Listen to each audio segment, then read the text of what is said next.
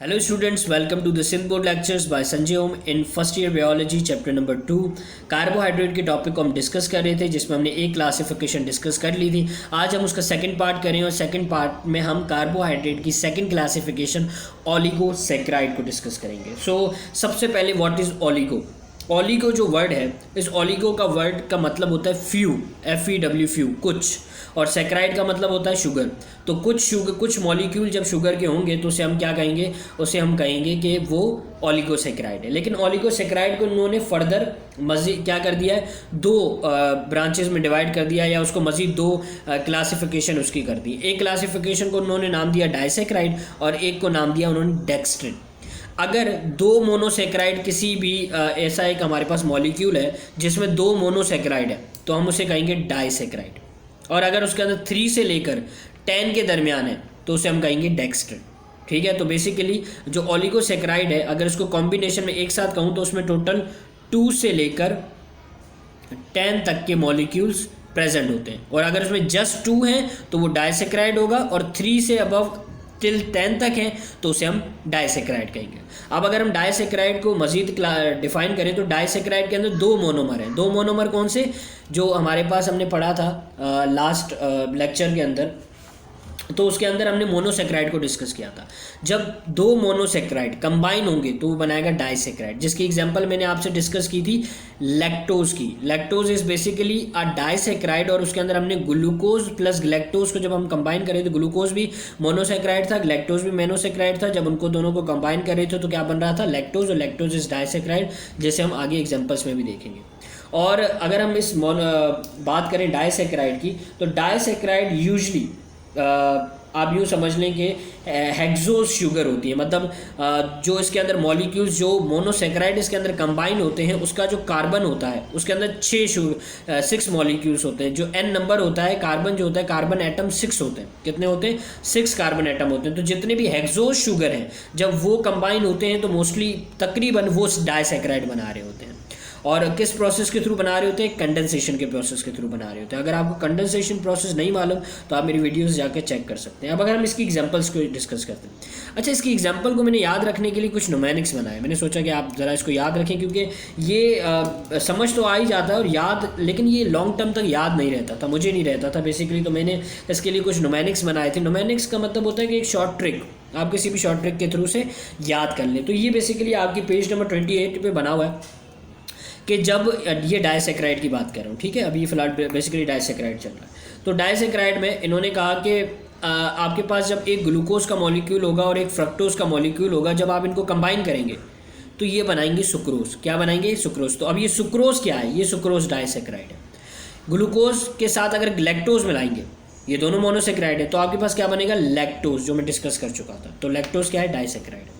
इसी के साथ अगर आप एक ग्लूकोज के इस मॉलिक्यूल के साथ दूसरा ग्लूकोज का मॉलिक्यूल ऐड कर गए तो वो बन जाएगा माल्टोज। तो माल्टोज क्या है, ये तीनों जो आपको दिख रहे हैं ना, ये तीनों आपके पास क्या है, ये तीनों आपके पास डाइसैकेराइड है, और इसी के साथ वाटर भी बन रहा होता है। अब इसे याद कैसे रखना है, याद कैसे रखना है, मतलब क्या पूछा जाता है। अब सोचे मैं आपको कहूँ बच्चे ये बताओ कि ग्लूकोज प्लस लैक्टोज क्या बनेगा, आपको याद नहीं आ रहा, तो इसको कुछ इस तरीके से याद करें। थोड़ी सी एक एग्जांपल देता हूँ।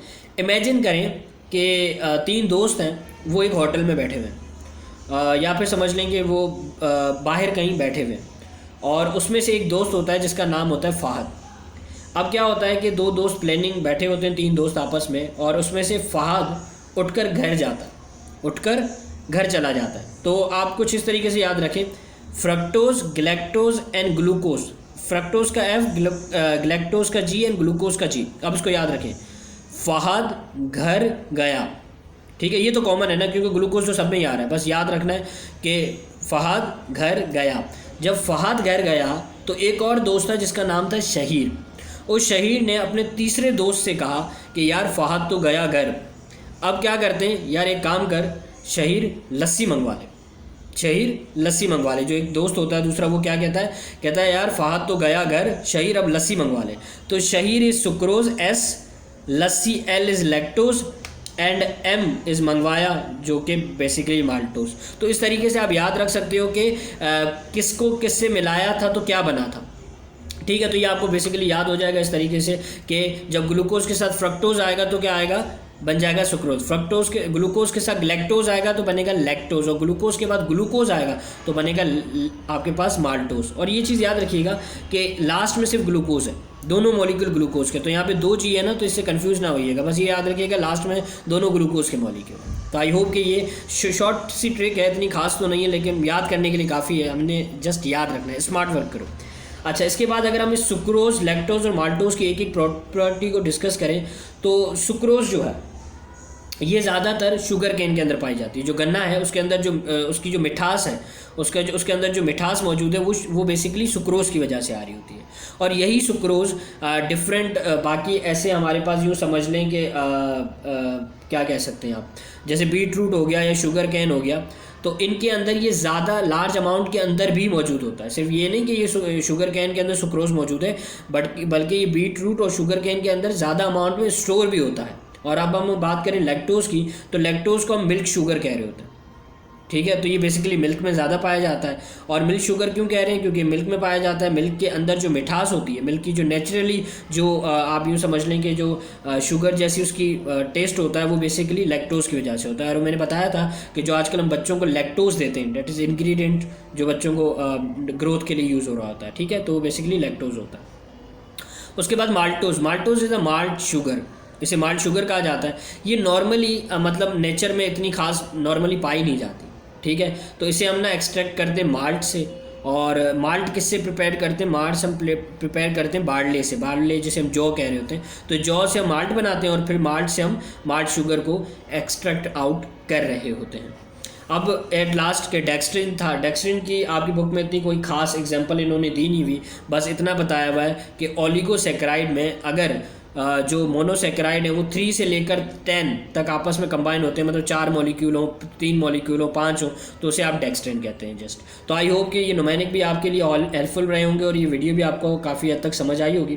काइंडली मेरे चैनल को सब्सक्राइब ज़रूर कीजिएगा। अपना फीडबैक मेरे कमेंट बॉक्स में ज़रूर दीजिएगा कि आपको मेरी वीडियोज़ कैसी लगती हैं। इसी के साथ खुश रहें, आबाद रहें और मुझे अपनी दुआओं में याद रखें।